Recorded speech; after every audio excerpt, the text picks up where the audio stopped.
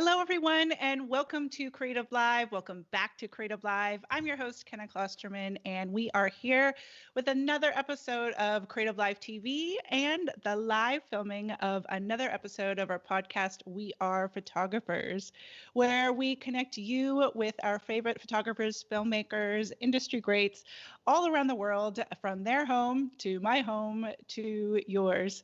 And the whole purpose of the podcast is to connect with like-minded creatives and to know that we are not alone in that creative struggle, the wins, the losses, the ups, the downs. We are all in that creative life together. And the more that we can connect on that, the more, again, we feel that we are connected and go forward and keep creating. So I am super excited to have on Creative Live for the very first time Kahran and Reg Bethencourt. They are the dynamic duo based in Atlanta, the creatives behind CreativeSoul Photography.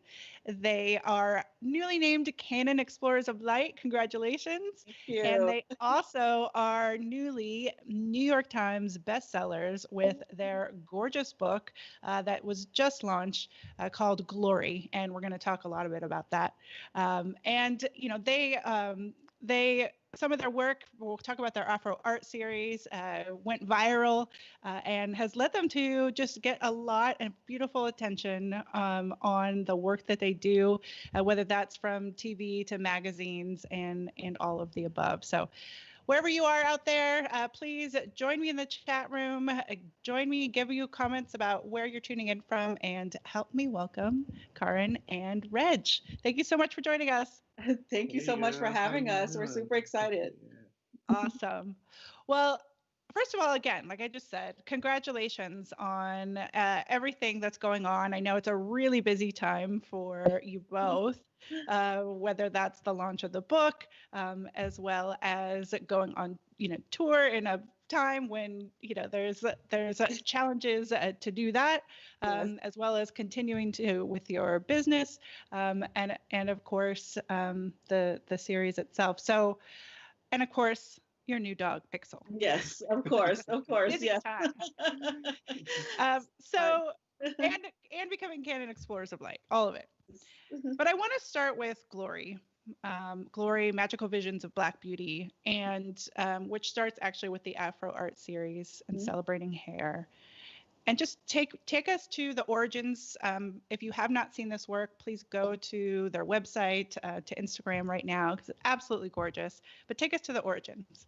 Sure. So we started the Afro Art series around 2017, and really it was just to celebrate the beauty and versatility of Afro hair. Growing up, it wasn't really celebrated.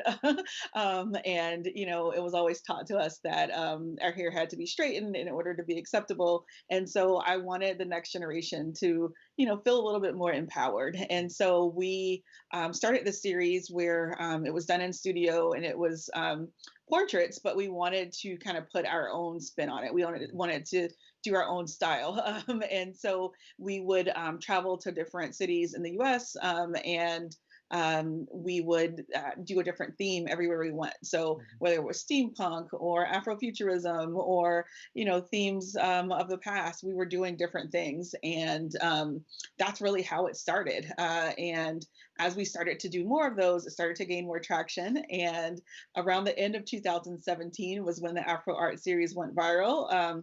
We had a blogger that asked us if she could blog about the series. And from there, all these sites just started to pick it up. And so, that was really the beginnings of our series. I mean, what did it feel like, Reg? Maybe this one's for you, because I know you guys are the dynamic duo, the package team. Yeah. I mean, Will Smith, Jada Pinkett, Alicia Keys, Common. I mean, they're all making noise about this series. I mean, what did that feel like? Oh man, it's surreal.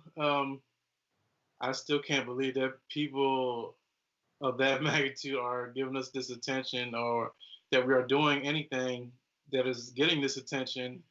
But yeah, it's I still can't believe it. Yeah, it's one of those things that you just it's always surprising whenever it Yeah. happens. Like Will Smith, we had no idea. We were in California shooting at the time, and our phone starts going off, and we're like, "What's going on?" And people are like, "Congratulations, congratulations!" I'm like, "What is going on?" And had no idea that he had made his own video about us Right.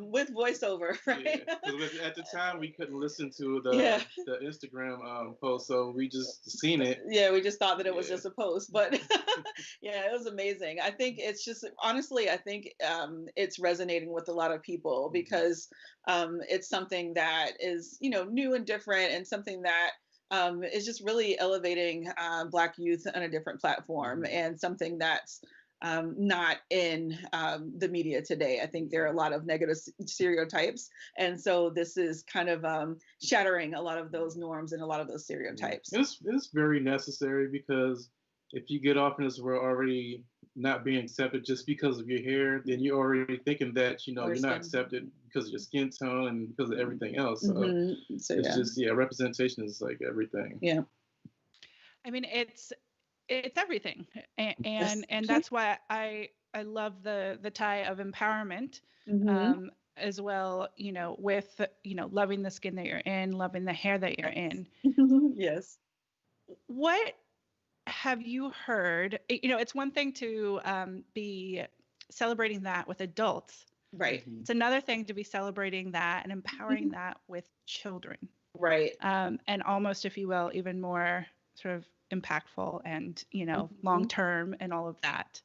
Right. Especially in an age of bullying, of Mhm. I mean, just so many things, rules, all these things Yes. that are social and injustice issues Right. for kids in school. And so, what have you heard from the children that have been part of the project? Yeah, so we found that a lot of times they will come in a little shy and nervous about the process, but afterwards they are, walking a little bit more proud. They're a little bit more confident. We hear all the time that, from parents that a lot of times the kids were a little bit shy about their hair before, but now after they've seen their pictures, they want to go to school and, they want to wear it really big, or they want to, experiment and do something different. And so that's really just been amazing to see these kids and their reception to the series. And I think, a lot of times it's also allowing them to just kind of think outside of the box of the possibilities. We, I don't know if you'll go into this later, but we highlight so many different stories in kids in the book Glory. And that was on purpose because we wanted kids to really be able to just see the range of things that they could aspire to be. We have an 8-year-old neuroscience expert. There are musicians. There are activists. There are so many different, kids that we included. So, I wanted kids to just really be able to look in that book and see themselves reflected. Well, and that's what's so beautiful about it is, not it is, it's a glory, magical visions of Black Uh-huh. beauty. Like the magic part Yes. of it Yeah. is, it is. I mean, it's fast, it's beautiful, but it's fascinating. And so I'm curious if you could dive deeper into, like, how do you go from child, whether it's parent bringing in the child or to what is the theme? What is the Mhm. look? Who are you collaborating with to make these amazing outfits and just Right. sort of to make the whole thing come to life? Yeah. So really for a lot of our sessions are custom, what we call custom sessions. And so parents, we usually kind of give them an opportunity to let the kids say, we have a question on our questionnaire that is, if you could have the shooting of your dreams, what would it be? And it's actually been interesting because we get so many different, things. Kids are imaginative already. And so, we had a girl who says, I want like bubble like structures in my hair, or, I love robotics, but I want a Regal type shoot. You know what I mean? And so that really allows us to, you know, dig in and get really creative. And so after that, we're developing in mood boards. You know, we have relationships with existing designers and, you know, our hairstylists. And so we're all kind of collaborating before the shoot to pull it all together. And then but even though we do some coordination before, I don't like to, you know, have it down to a T. So we don't style exactly down to every accessory or, you know, stuff like that, because I think for us, that's kind of where the magic happens, is on the day of. You know, we kind of bring in the elements that we think will work for the shoot. And then the team is really working to put it together that day. And it's really, we're all kind of vibing off of each other and the child and their mood and, you know, their look. And as we're going about it, you know, we're thinking of new ideas, and that's really how it goes. So yeah, and to put it simple, it's just like, for a kid, it's like a play date. Yeah, you know, it's like playing dress up for the kid. Yeah. You know what I mean? So. And I said, you know, for us working with kids, I feel like we have, you know, we have like full creative control, right? Like kids are just an open book, so they don't have the reservations that a lot of adults do. Someone just asked me the other day, like, why won't you guys work with adults? And wow. I said, it was at the time we were actually in Philly, and we had we did a bubble wrap theme. So we had our designer do bubble wrap fashion. And I said, now just think about it. If I had told you that I was going to put you in a bubble wrap dress, you probably would have some hesitation, right? But with kids, you know, it's just kind of freedom to be fully creative, and I love that. I mean, there's one of the social videos about I don't remember her name, but one of the girls in the book, and she, you know, she opens the book and she sees herself. Yes. And just the ability to see yourself differently than yes. you know, than in that she's beautiful, you know, she's like, I'm beautiful. Yes, yes. And she was only like 3 at the time, but even for her to be able to see that, right? Like this 3-year-old is seeing herself, you know, in a way that she had never even imagined. And it's just something really special to see. I love it. You know, I think that's really what we thrive off of. Yeah, that's the best part. Yeah. Was it always that when you, so let's go back in time. Let's go back in time. Yes. Okay. How did you two meet? You know, it's there are several husband-wife teams out there, yes. partner teams out there, but to make it last and make it work, yeah, that's a whole other thing. It's definitely been a journey. Yes, for sure. So yes. So we actually met in 2004. I was actually living in Oregon at the time, and Reg was in Maryland. So it was a cross-country, long-distance relationship, which was crazy. But we were actually both into graphic design at the time, and we were, you know, attending these. We were on these graphic designer forums. It was like an urban graphic designer forum, and Reg was a moderator. And so he had access to the birthdays, and he sent me a birthday wish. And so, yeah. So this was back in like what, AOL Instant Messenger days, right? So yeah, so I wasn't stalking yeah. Let's just get that. Yeah, so that's actually how we met. And the crazy part was that since we were long distance, we were seeing each other every couple of months, and we were doing these things called, this was before we even thought about photography, but we were doing these things called photo dates. And so this was even before, I know we're like dating ourselves, but there were no like selfies, you know. So we were taking like our power shot or, you know, our, you know, cameras and actually taking pictures of each other until the next time we saw each other. So I had this one big arm that had muscles, and the other arm was just extremely skinny. Yeah. And so then 2006 is when we moved to Atlanta. And that's when Reg decided to go to school for photography. And you know, I'm kind of the one that's always pushing. And I'm like, listen, you don't have to wait until after you graduate to start your business. We can start it right now. And so I started learning along with him. And, you know, that's really how we started. It started in my mom's garage, 2009. Yep. So amazing. I mean, there's a couple of things in there. First of all, I love the vision of the selfies and yeah, one, right. one arm weaker than the other because you're Yes, using our big, yes, heavy cameras. I totally used to do right. that.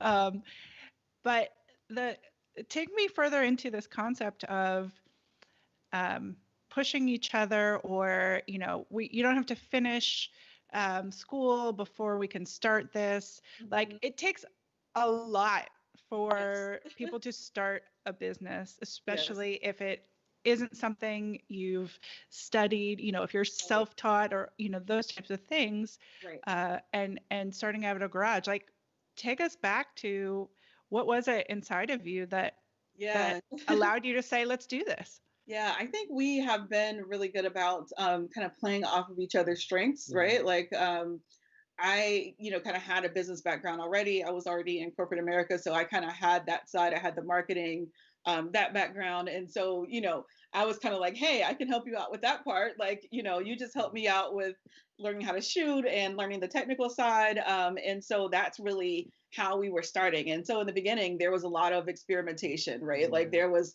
a lot of us trying to figure out what it was that we liked, what we didn't like.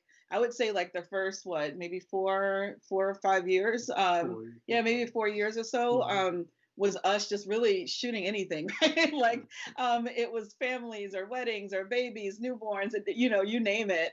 And it kind of came a point in time where we were like, why are we going to build a business that we hate, right? Like, we would shoot a wedding, and we would come home and hate it, Yeah, or yeah, people would book a wedding a year in advance. Every day I would wake up like, oh my God, there's a wedding yeah, next right. year, like it's Like, yeah. tomorrow or something. Yeah, and so that's when we really started doing a little bit of soul searching and trying to figure out, like, okay, what do we want this business to be, right? Because I always say that as a couple working together, just for us, there's not a shut off button, right? Like, I mean, unless we have vacation or something like that, our work is ingrained into our home life as well. And so if we're not happy with the work that we're doing, then it makes it really difficult, at home as well. So, we really tried to figure out what it was that we liked. So we knew that we were always, we love photographing kids.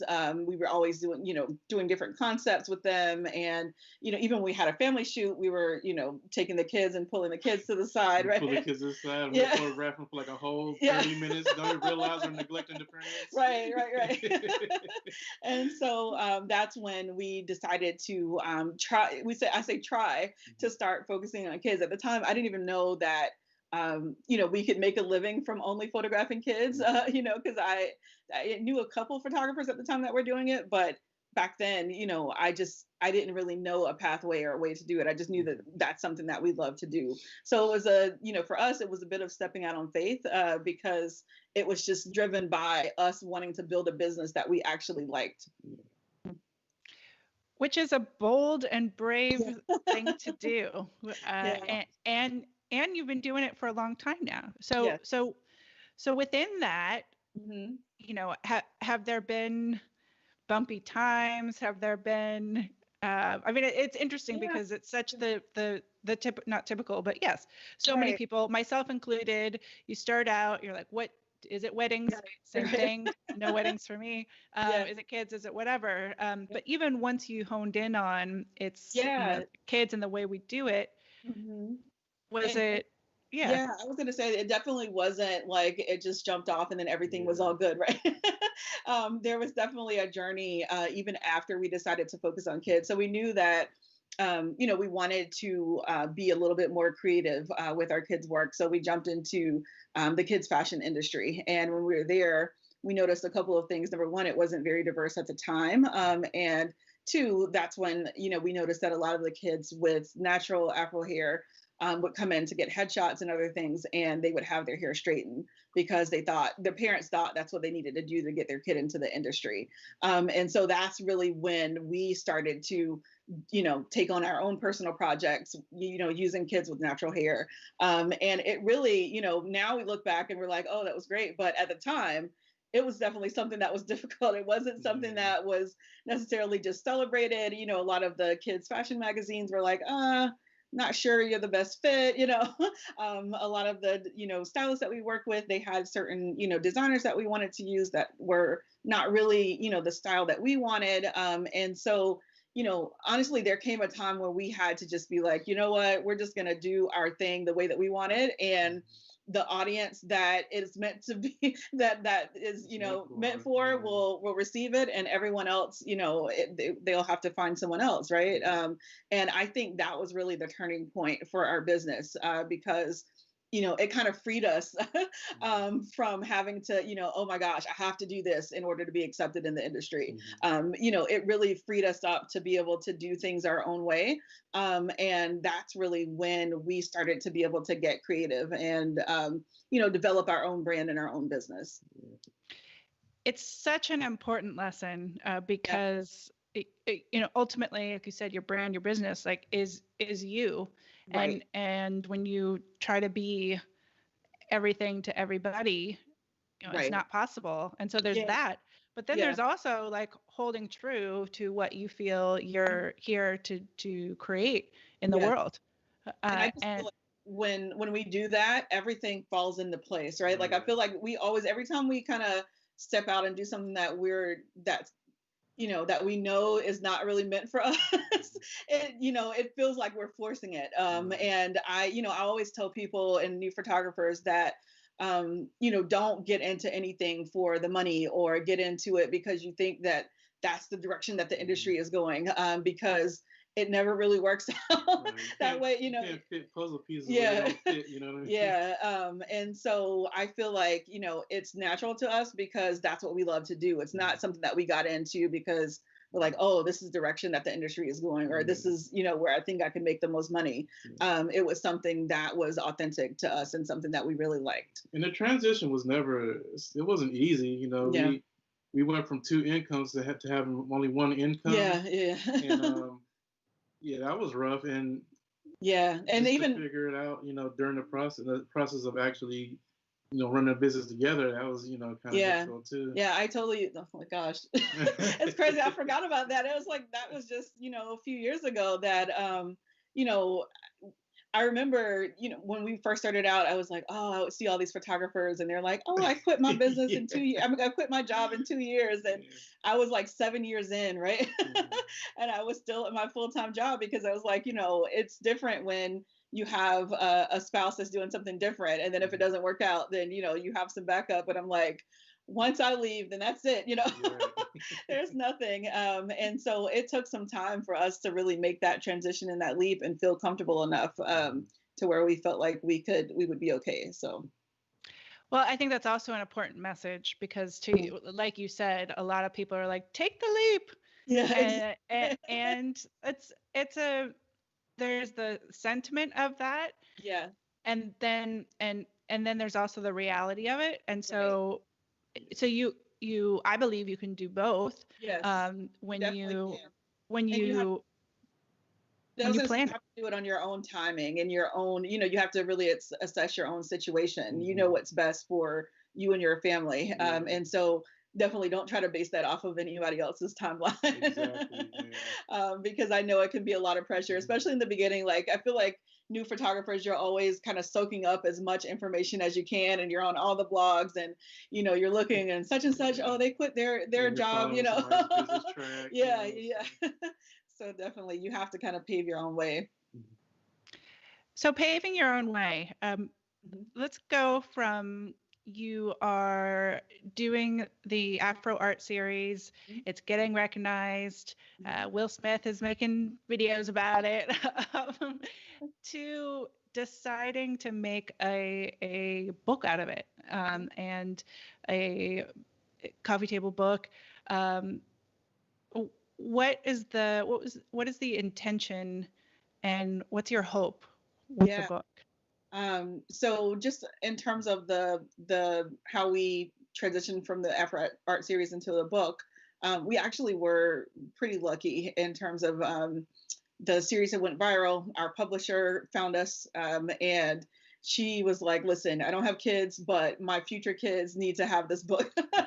And so she said, let's figure out how to make that happen. And she really, just walked us through the process. We had no idea about book publishing or any of that. And so we were lucky in that regard. In terms of the actual book, the Afro Art series was more focused on hair and styling and fashion, but we wanted the book to really dig deeper and go into some of the stories behind some of these kids. With the Afro Art series, we were able to meet so many different amazing kids that were doing, just some amazing things. And we felt like we wanted to give them a platform to be able to see, for the world to see some of the things that they were doing, and give them a voice. And so that's really what we decided to do with the Glory book, was that we, just dug a little bit deeper into the stories of each child. So, the photographs are one part, but it's also the stories about each one of these amazing kids. Some are, just regular everyday kids with big dreams, and then others are,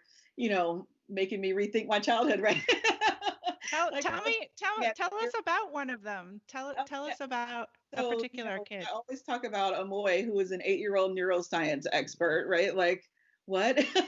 Yeah, we're not just saying that because right? Like, no. she knows this and that. She's like, really, she understands college level to me. neuroscience at the age of 8, right?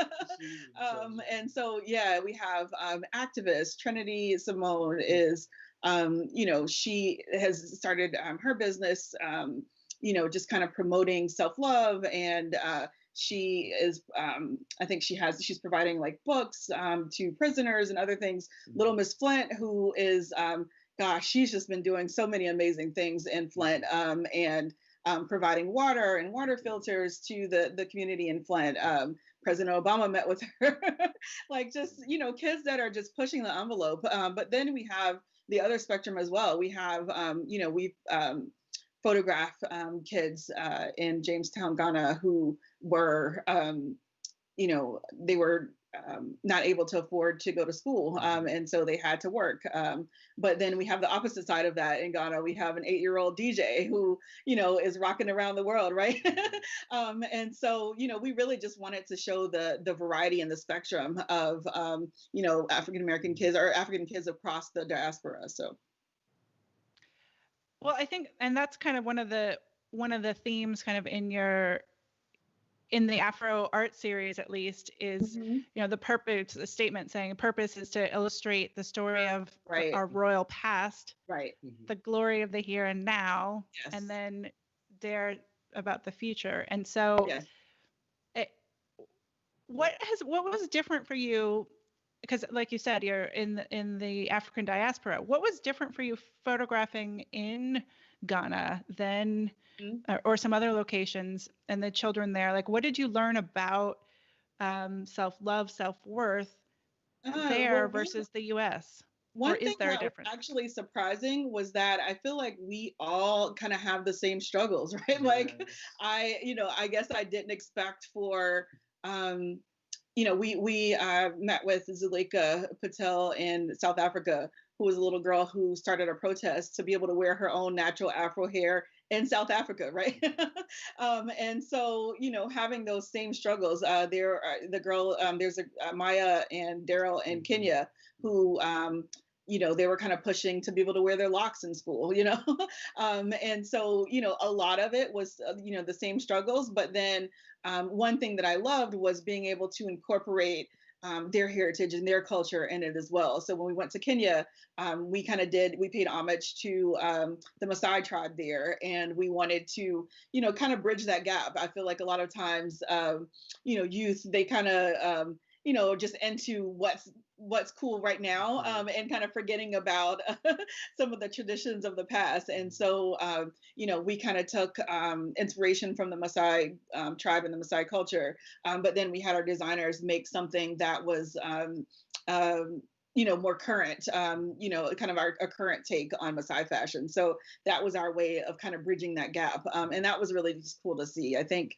a lot of not just the kids there, but the parents as well really appreciated that, because they don't want those traditions and that culture to be lost. So, like, tradition and culture is a very strong part of our our lives, and Yeah. it's just important to reintroduce that to the kids. Yeah. Yep.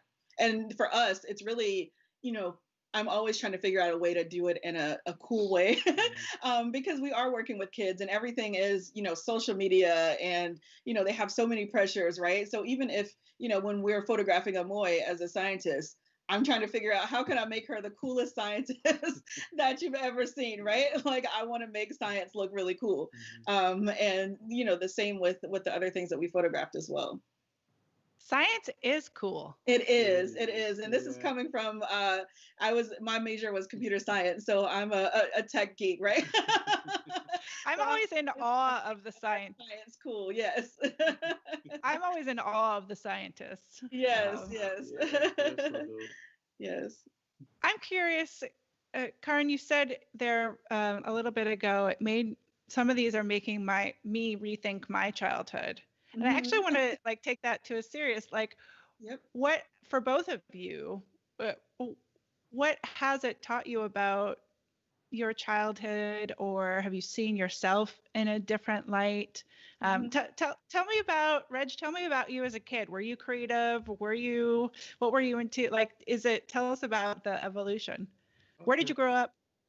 I grew up in Maryland, in Oxon Hill, Maryland, and I was a typical kid into Voltron, Transformers, and just giant robots, and drawing. Yeah, I drew a lot. Yeah, that was like a big part of my creative, adventure. And oh man, like my experience growing up is a little bit different from hers because I'm half black and half Filipino. So I was considered the child with good hair, right. And I lived in a pretty much all black neighborhood. So like everybody said I had good hair. So even though I was young, I knew it was an issue. You know what I mean? Because I wanted to have hair like them, but they wanted to have hair like mine. Yeah. And it was just weird seeing like my friends come over and they would spend hours with my aunt and my mom, like just touching their hair and looking at. I definitely knew it was an issue within the African American community. Just kind of putting it on a different, accepting of our own textures. And for me, in terms of hair, like I said, my hair was relaxed at 6. I never knew my own natural hair until I was well into my 20s. And so, it was really a process for me, even having to learn how to accept, my own hair, my own curls, everything else, learn about everything really.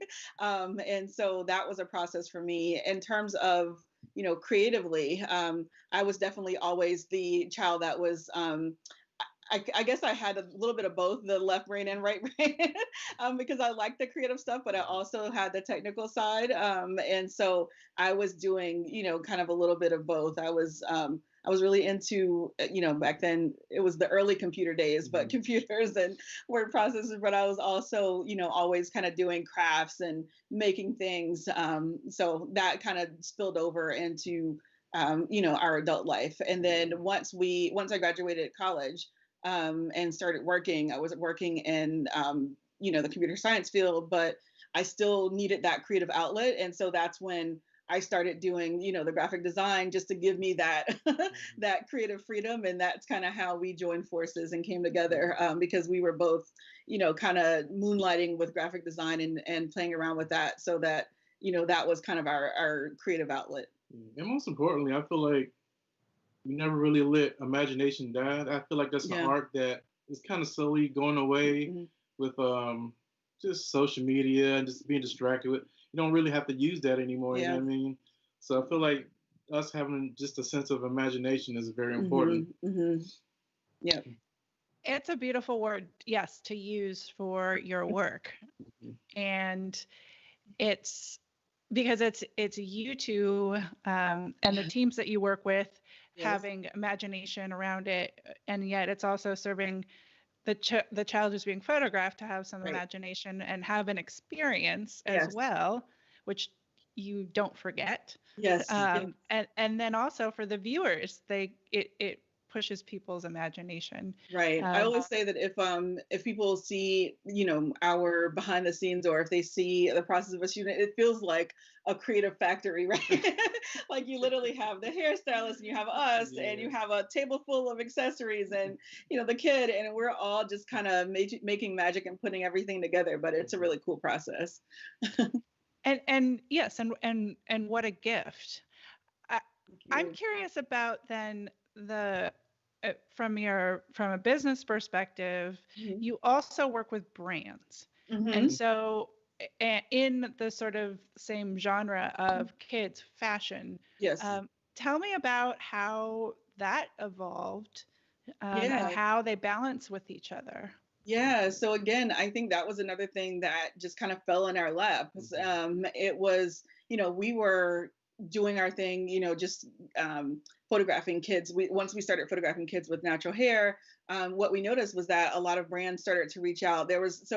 Around the time that we started photographing kids with natural hair, the natural hair industry also started booming, right? So now you can go into a Target and you see a full section of hair products for natural hair, right? Like that was not existing when I was growing up, or, even just a few years ago. And so now a lot of these brands they were starting to grow, and they were looking for photographers who could, not only understand their audience, but also create images that would be compelling to them. And so they saw the work that we were doing, and, they came to us and said, hey, can you guys do what you're doing, but help us do it for our brand?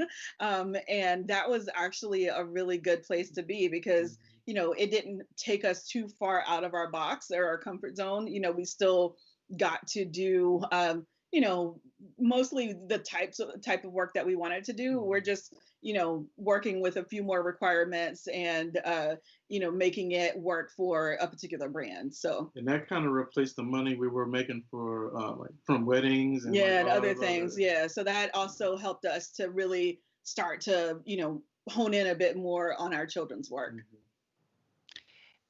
And is that, my thought was, I wonder what they enjoy more, or is it different? Is it different when it's somebody else's kind of? It is. And I will be honest, the thing that we enjoy most are just when we get to photograph just regular everyday kids. Like, I feel like we have there are a couple of reasons why. One is that the kids oftentimes, they're not models. They don't really get that opportunity often. And so for them, this is like the biggest thing of their year, right? Like they are getting this full play date, makeover, and it's an experience for them. The parents are excited, the kids are excited, so we're excited. And so that's really when we are in our element, I think. And, even though we like the brand work, it's just a lot more pressure, obviously. And so it's, and you don't have as much of the creative freedom that we do with our other work. But, luckily we've been able to work with brands that are still kind of true to what we do. So it's not too far outside of the box for us. But yeah, we do love working with just everyday kids, right? It is. So a little bit more on your business. Yes. You travel. Yes. To do photo shoots. Can you explain or just talk a little bit about why you decided to do that? Was it to expand the market? Was it and how has that worked for you? Sure. Really, we, once our social media presence started to grow a bit more, we were getting parents that are like, oh my gosh, I wish you were in New York, or I wish you were in California. I would love to have something like that here. And so, it started as an opportunity for us to, give those kids that same opportunity. And so we decided, okay, let's, we started a mailing list, and we're like, we know that we have a big base in New York and California, so let's try it. And honestly, a lot of it was trial and error in the beginning. So for the first couple of years, we had to try to figure out, what it was that was working, what, wasn't working. We tried a few different things, like, okay, do we tell the parents to bring things? Do we bring, it was a lot of trial and error. And so now we've kind of gotten it down mostly to a science. There are always hiccups, right? But yeah, for the most part, we like to, be a one-stop shop. It just honestly, it makes it a lot easier. And it's a lot easier for our clients as well. Pretty much all they have to do is show up, right? And so we handle everything else for them. And we, when we travel, we'll do a different theme. So we just went to Philly. We had bubble wrap theme. When we went to DC, we did kind of a self-empowerment body art. We worked with a local body artist there. And so, it's really just allowing us to reach a broader audience, but we're also able to connect with other creatives that we are not usually able to work with when we're here in Atlanta. So like I said, we work with Sierra Lynn in DC, and, she does this amazing body art. We wouldn't be able to get that here. So, we're able to, just get creative and outside of the box when we travel and do different things. So we love it. It gets a bit daunting at times, but I think it's something that we still love to do. It just kind of breaks us out of our creative rut. A lot of times when we're shooting the same things and we're in the same location, it allows us to work with different people and just, do some things that are a little bit different. Yeah. I think it's that that added collaboration, like you said, where you have the opportunity to continue to collaborate with different people that, right. But that you've figured out how to also like systematize it in a way where, like you said, you learn trial and error. Yes.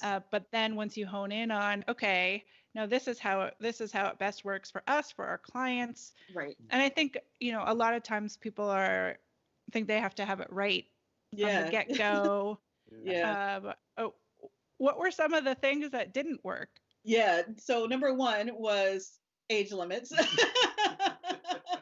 We did not think to do that on our first one. And a lady bought I think he was 2 years old, a 1 or 2 year old, 2 years old. And yeah, that did not work out well.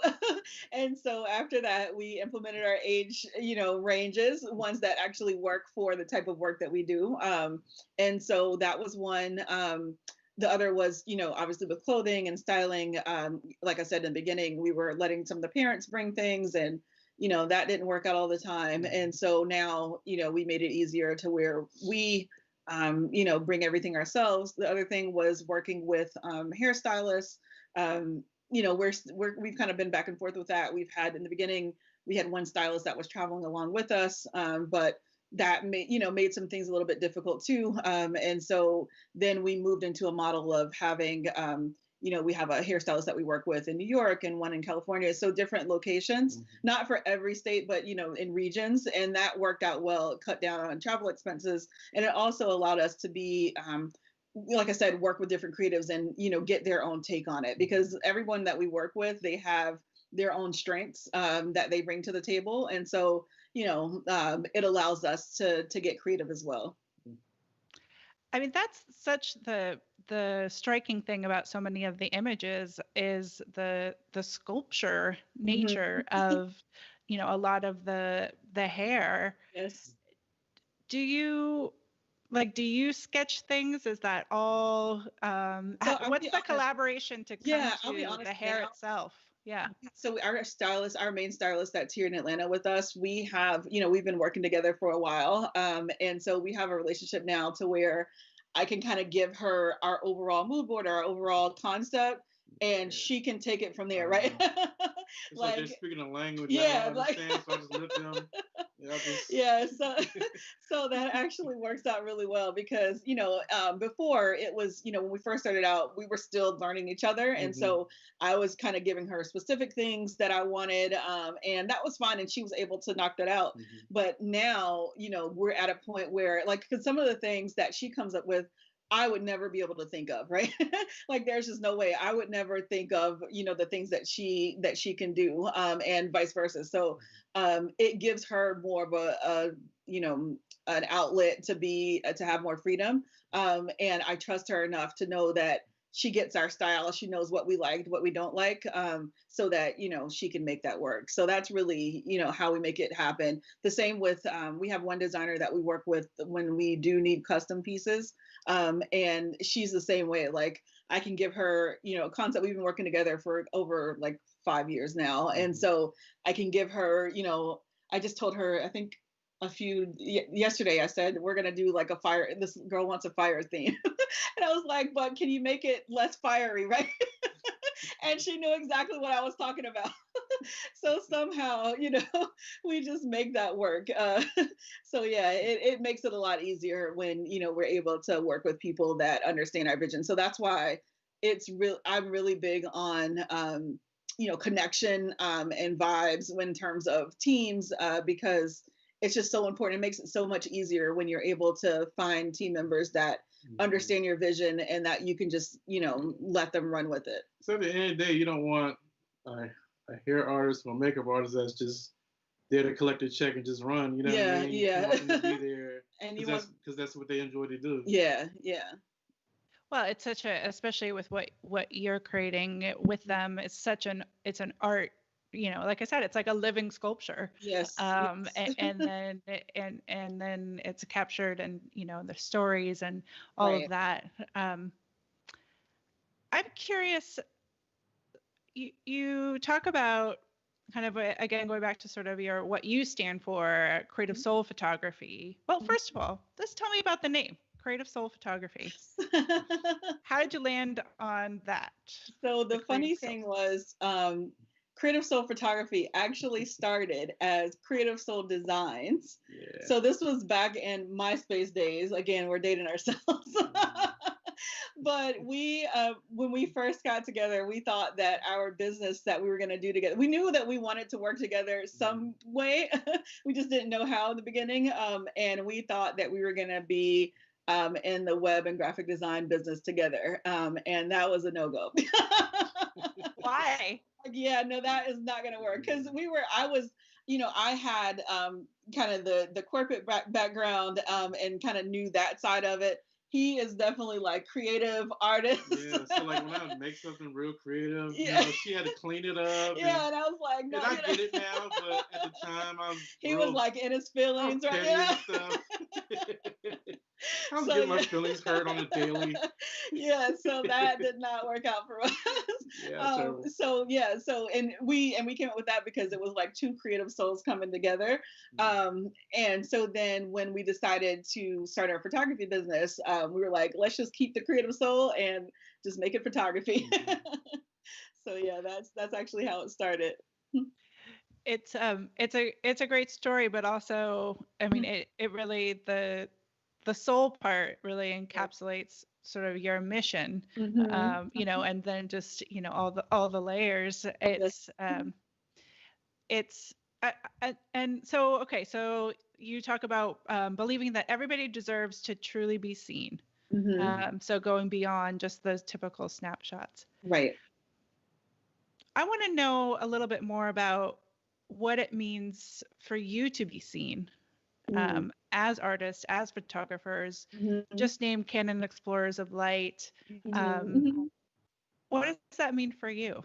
Honestly, it's huge. And I'll tell you why. I think, when we were first starting out and we were going to some of the conferences and things like that. And I kind of had, we were still trying to figure out our brand and our business. And we kind of knew an idea of like where we wanted to go. But I would look at some of the speakers that were there and I didn't feel like that was something that we could actually do, right? Like, because I didn't see it. I didn't see, number one, I didn't see a lot of African-American speakers there. And not only that, but the ones that were there, I didn't see a lot that, had primarily focused on a primarily African-American audience, right? And so I was like, oh my gosh, there's no way we can make a living actually doing this, right? And so, even from that, just being able to step outside of the box and do something that was so outside of the realms of what was the norm, it was, I just felt like, okay, I have no idea if this is even going to work. So for me, I hope that other photographers that are out there that may be in that same situation, that feel like maybe they want to do something a little bit different, or they don't want to go this certain route that they see all of the platform speakers do, or whatever, that they feel like they can actually do it too, and then they can do their own thing and still reach the levels that they want to reach. So it's super important for us to be able to have that representation and show other photographers that it is possible. Because like when you go to these conferences and you don't see yourself, you don't see somebody of your race there, you start to think that maybe you're not gonna make it because of just everything that comes with that. But so it's definitely important to be seen, because I didn't start believing in myself until I started seeing that there were Black photographers that could actually make it. Yeah. So yeah, it's huge for us. Yeah. So tell me about then. You're looking forward, because again, your stories around the book and the series is looking back, looking now, and looking forward. Mm-hmm. And I'm wondering what is your hope for sort of future photographers, the kids, I don't know, yourselves. I know those are kind of very different questions, but let's start with photographers. What do you say further to to other photographers out there, whether it's Black photographers, other people who are just feeling like they're starting to be seen, or what are your words of wisdom? Yeah, honestly, I would say to other photographers that don't be afraid to create your own lane. If you get in there and you find that there's no lane that is, kind of what you were hoping for, what we're expecting, then you shouldn't be afraid to to step out there and do it yourself. Sorry, are we losing our connection here? You know what? Thank you for saying that. I'm just going to do a quick tech check because and ask Adam. Let's see if, yep, lost video. Oh. Okay. So it looks like we're going to take just a quick tech break. We'll be right back, everybody.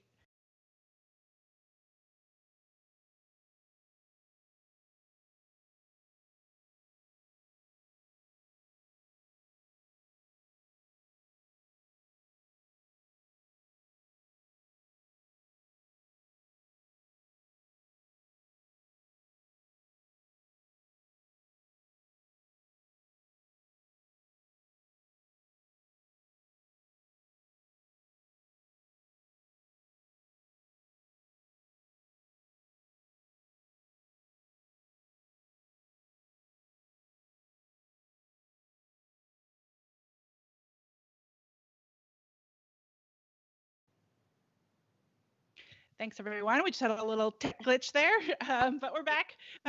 And so I wanted to pick back up again, and maybe, Karan, you can reiterate again, like that advice for photographers out there who aren't seeing people like themselves on stage, or, as explorers, as, what have you. What is the message? So yeah, I definitely think the message is, if there is no lane, create one. So don't be afraid to step out of the box and do you. I really feel like our business started to thrive when we did that, when we kind of blocked everything else out, whether it was industry or clients or other things, and really just focus on delivering great work. Then we were able to have opportunities that honestly kind of came to us because we were in our lane and we were in our element. So don't get too caught up in trying to it's great to have ambitions and things that you are looking forward to, but really keep the focus on just delivering great work, and everything else will fall into place. Yeah. Along with if you're following like somebody's business track and it may not be for you, and if it doesn't work, just adjust. Adjust. Yeah. Don't quit. Just adjust. Yeah, and I feel like in the beginning, like a lot of photographers, they kind of fall into, oh, I have to do exactly what this photographer that's teaching tells me to do or whatever. And it's great to get, that as a starting point. But you really have to figure out a way to make it your own and make your own business. Don't think you have to follow directly into your mentor, whether it's a virtual mentor or speaker's footsteps. You want to figure out a way to eventually make that your own.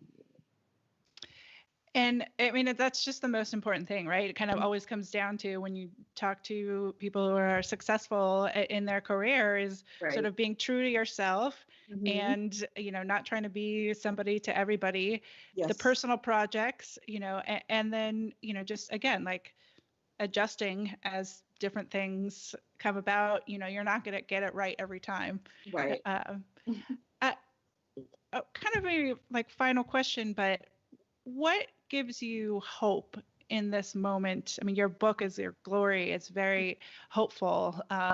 Again, beautiful, powerful. Where do you find hope right now? Really, it's in the kids that we work with. Just seeing them and seeing, even now, like just seeing kids that are embracing who they are so early, at an early age. Like a lot of times we hear from parents that said, oh my gosh, I wish we had this growing up, right? And so seeing these kids that are able to really just step out there so early and be confident in who they are and, do these different amazing things, that gives me hope, because I'm like, gosh, if they are, doing this now, imagine what they're going to be doing when they're in their 20s and 30s and 40s. And a big part of it really is just, what we didn't get as kids was the support of our parents when we had this kind of artistic, talent, what I mean, or just any kind of intelligence, whatever. They never like nurtured that. They just, they wanted us to follow this certain, basic track, So it's really allowing them to have that space to, be creative and do these different things. So that's what I'm noticing with all these kids that we run into that are so awesome, man, is that their parents are really nurturing their whatever they're doing. Yeah, that's really cool. So yeah, that definitely gives us hope. Well, the book gives me a ton of hope as well. And just again, if you guys are just tuning in or you're just hearing this, please go check out the book. It's we're coming close to December now. It's a great time for gifting. Yes. So I want to make sure everybody knows where they can find you, follow you, all of those things. Yes. So you can find us on the web at CreativeSoulPhoto.com and on Instagram and Facebook at CreativeSoulPhoto. And there's information about the Glory book on our website as well. I was going to say, and the book can be purchased actually anywhere where books are sold, Amazon, Target, all the local bookstores. So yeah, we would love to have your support. We are so excited to just have it out there and share it with the world. Makes a great holiday gift. To be New York Times bestsellers. Oh, I mean, there's some hope and a gift and all of it. Sure. I do want to, before we head out, we are going to play a trailer for the book. So tell us about creating a trailer for a book, and it in and of itself is inspirational, and I just loved it so much, and is stylistic, and it brings it all together. But tell us, just before we roll out, tell us about the promo that people are going to see. Yes. Well, the first thing is that I'm so proud because our the person we were mentoring as a kid, I think we started mentoring him at what, 12, 13, he's the one who created the trailer for us. Yes. So he's been our assistant for forever. We've captured him for forever. And he'd actually moved away to China last year and then COVID hit. And so now he's back. It was really his baby. I told him, I was like, AJ, we want to do a trailer for our book, and I wanted it to be something that was cinematic, but still was true to our style. And he really just took the ball and ran with it. I was blown away. Yeah. He yes, he over delivered on this project, and so we were just super proud to be able to share it and use it as a way to really get people excited about the book. Just really kind of seeing our photos come to life in video is really cool. Well, it's absolutely gorgeous. Great job. Shout outs to AJ. And Yes. super talented. Thank and you. Again, it's been such a pleasure to have both of you here on Creative Live. Really appreciate you guys. Yes, thank you so much. This is fun. And we had, I haven't even done my shout outs from people who have been tuning in from Seattle, Alton and Mesa, Arizona. Sue is in Curacao. Got Royce saying, I love this. Royce also said, just ordered my copy. Oh, so thank there you you. go. Awesome. And Emmanuel on YouTube saying, congratulations to the two of you. So thank you. Thank you, everybody, for tuning in. This has been another live recording of our podcast, We Are Photographers. This is episode 101. So you guys can all check out the previous 100 episodes, whether it's on creativelive.com/podcast or wherever it is that you stream your podcasts. We love to hear from you in terms of who you'd like to see on the podcast and who you'd like to see on Creative Live in general. And just so grateful for our global community all around the world and very grateful for Kahran and Reg. So thank you again. And everybody, we'll see you next time. But for now, enjoy that video. Thank you.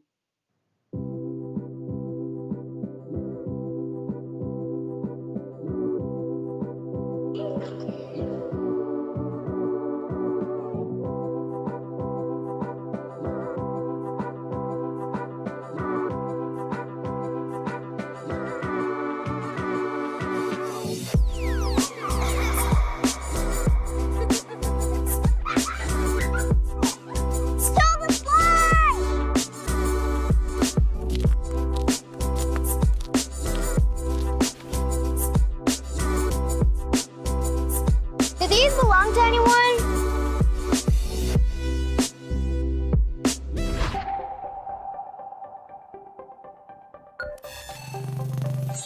Who are you?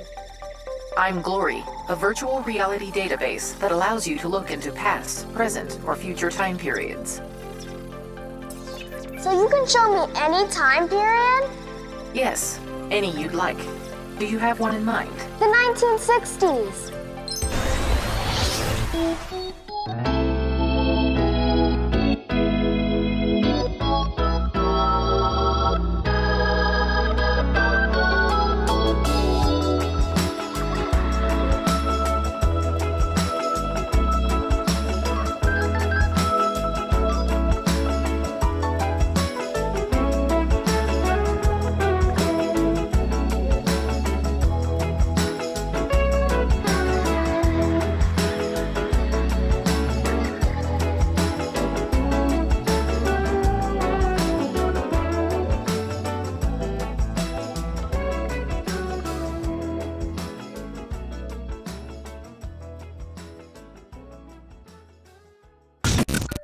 Can I help you see anywhere else? Can I see ancient Rome? No, wait, the 1600. 2020, please. Is that where you've decided? Yes, please. Tonight, schools across the country empty. The rush to contain COVID-19 giving millions of parents a brand new job.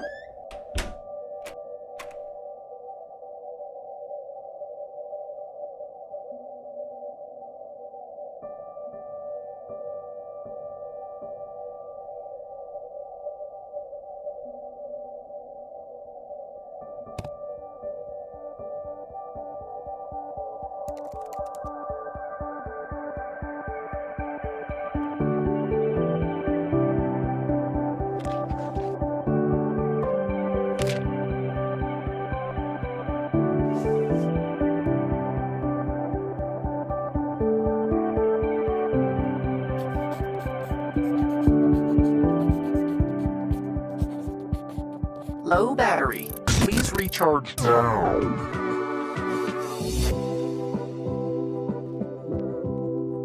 What will Glory show you? Where will Glory take you? Grab a copy to experience the journey at any time.